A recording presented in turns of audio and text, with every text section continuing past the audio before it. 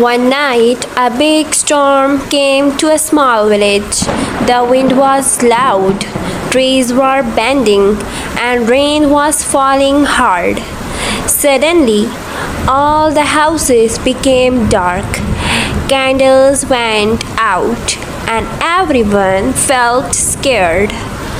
But in one little house, a lantern was still shining.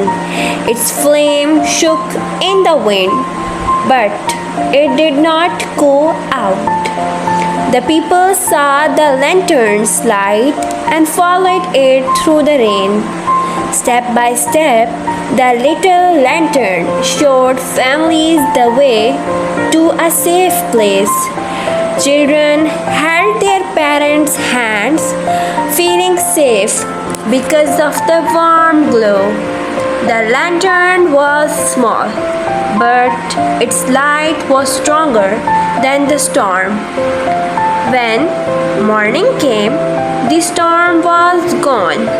The villagers smiled, happy and thankful for the little lantern that had helped them all. So, the moral of the story is even a small light can make a big difference in darkness.